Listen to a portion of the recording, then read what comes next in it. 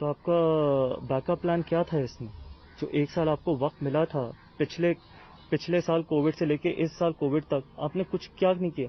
अब आपको लेटर लिखनी पड़ी, और ये भी ब्रेकिंग न्यूज है कि आपने सारे स्टेट्स के सीएम्स को लेटर लिखी है और ये बोला है कि हमारे को ऑक्सीजन प्रोवाइड कीजिए। तो वो 7 ऑक्सीजन प्लांट जो आपने लगाने थे, 8 में से जो एक ही लगा है, उसका क्या हुआ? वो क्यों नहीं लगा? उसकी जवाबदेही क्या है? आपका कोई बैकअप नहीं, कुछ नहीं। अब आपने हाथ खड़े कर दिए। हाथ तो उन्होंने पिछले साल भी खड़े करे थे, इस साल भी खड़े करें और अगले साल भी खड़े करेंगे।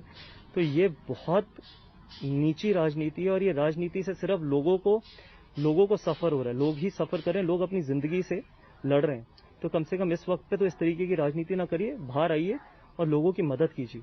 इस समय एक महत्वपूर्ण खबर सीएम अरविंद केजरीवाल ने अनाउंस किया है कि हम जो 6 दिन का लॉकडाउन है वो और बढ़ा रहे हैं, और ये एक्सटेंड होगा मंडे तक 5 बजे तक।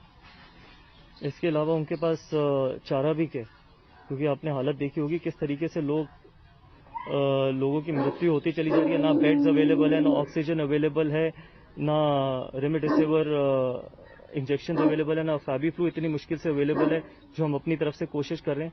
लोगों के लिए क्या है? एक जगह बेड बता दीजिए, आप एक हॉस्पिटल में बेड बता दीजिए। जो कोविड सेंटर आप खोलते भी है वहां पर ऑक्सीजन ही नहीं, तो उस कोविड सेंटर खोलने का क्या फायदा है? आपके नोडल ऑफिसर जिनको आपने अपॉइंट किया वो फोन नहीं उठाते, कहीं कुछ नहीं है। तो फिर लॉकडाउन के अलावा कोई चारा नहीं है। और उस लॉकडाउन का मैं सपोर्ट करता हूं, क्योंकि दिल्ली की जनता अगर बाहर आ गई तो और बुरी हालत हो जाएगी। वैसे दिल्ली का हेल्थ इंफ्रास्ट्रक्चर बिल्कुल कोलैप्स हो चुका है। इनफैक्ट हेल्थ इंफ्रास्ट्रक्चर क्या, पूरी दिल्ली हर तरीके से कोलैप्स हो चुकी है। मिस, आपका कहना यह है कि दिल्ली के सीएम केजरीवाल जी की कमी की वजह से ये लॉकडाउन को बढ़ाना पड़ रहा है? आपको नहीं लगता? आप मुझे अगर मैं आपसे पूछूं, चले 1 मिनट के लिए आप एज ए रिपोर्टर छोड़ दीजिए, हटा दीजिए। जो पीएम केयर से पैसा आया था, जिससे 8 ऑक्सीजन प्लांट लगने थे, आपने 1 लगाया, उसका जवाब कौन देगा?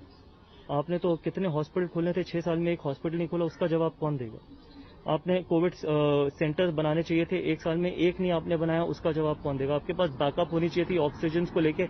आपने 2020 में बोला था हर घर में 1 ऑक्सीजन सिलेंडर होगा। कहाँ है वो ऑक्सीजन सिलेंडर? इसका जवाब कौन देगा? हर घर में ऑक्सीजन सिलेंडर कहाँ गया?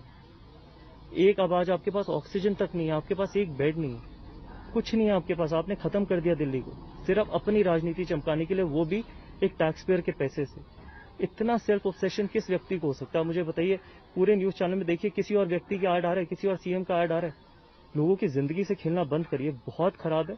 इससे नीची राजनीति नहीं हो सकती। इतना सेल्फ ऑब्सेशन किसी को नहीं हो सकता अपने से, जितना इनको है। लेकिन जनता जवाब देगी, जरूर जवाब देगी, एक दिन जरूर जवाब देगी। और आप लोग भी उनसे यही सवाल पूछेंगे एक दिन, आज नहीं लेकिन कभी ना कभी तो पूछेंगे, और जनता जरूर पूछेगी अगर आप लोग नहीं भी पूछेंगे तो। देखिए, इससे पहले हम ईस्ट दिल्ली के लिए हमने शुरुआत करी थी फैबीफ्लू बांटने के लिए, लेकिन अब हम पूरी दिल्ली में जिसको भी जरूरत है वो हमारे यहाँ पर 22 पूसा रोड पे जो हमारे फाउंडेशन का ऑफिस है वहाँ पर आइए, अपना आधार कार्ड और प्रिस्क्रिप्शन लेके आइए डॉक्टर की, और वहाँ से लेके जाइए मुफ्त में।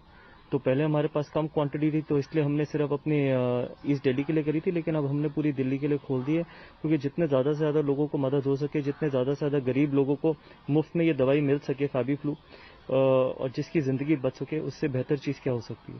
देखिए, मैं उनको जितना ज़्यादा धन्यवाद करूँ उतना कम है, क्योंकि इस वक्त पे अगर वो सामने से आके दिल्ली के वासियों की, दिल्ली के लोगों की मदद करना चाहते हैं और मेरी फाउंडेशन के थ्रू मदद करना चाहते हैं, तो उनका बहुत ज़्यादा शुक्रिया करना चाहता हूँ। प्लस पूरे दिल्ली के लोग भी उनकी शुक्रिया करना चाहें। और सबसे ज़्यादा इम्पॉर्टेंट ये है कि ट्रांसपेरेंसी बहुत इंपॉर्टेंट है, कि वो उन्होंने खुद देखा है कि हम किस तरीके से लोगों की सेवा कर रहे हैं, किस तरीके से लोगों को हम मुफ्त में दवाई बांट रहे हैं। और अगर हम कोशिश करें कि जितने ज़्यादा से ज़्यादा ऑक्सीजन सिलेंडर्स हो जाएं, लोगों के घर में पहुंचा सके जिनको बहुत ज़्यादा ज़रूरत है। और हम ये करना चाहते हैं कि कोई सिर्फ अपने घर में स्टोर ना करके इमरजेंसी के लिए रखे, जिसको जेन्युइनली ज़रूरत है वो अपने पास लेके जाए ऑक्सीजन सिलेंडर। हम सबको पता ही है कि कितना मुश्किल है ऑक्सीजन सिलेंडर मिलना, प्लस फैबीफ्लू भी मिलना।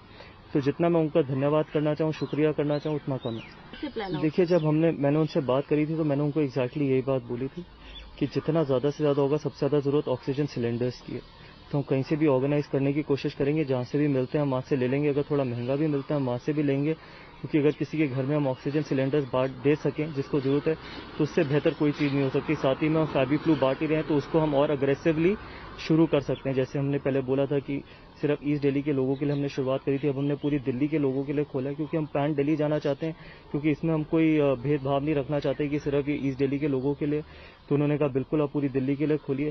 साथ ही में रेमडेसिविर अगर हम कहीं से हमारे को मिलते हैं, और किसी को बहुत ज़रूरत है तो हम वहाँ पर भी करेंगे। प्लस खाना अगर नीडी को, किसी गरीब आदमी को राशन की ज़रूरत है या किसी को फूड की ज़रूरत है तो वहाँ पर भी हम मदद करेंगे। जो भी कोविड से रिलेटेड चीज़ें उससे हम मदद करेंगे। और जितना हमारे पास हर एक व्यक्ति को जिसके पास फैबिफ्लू जा रही है, ऑक्सीजन सिलेंडर जा रहे हैं, उनका डेटा है, उनकी प्रिस्क्रिप्शन है, आधार। ABP Sonja, जोश जज्बा जुनून।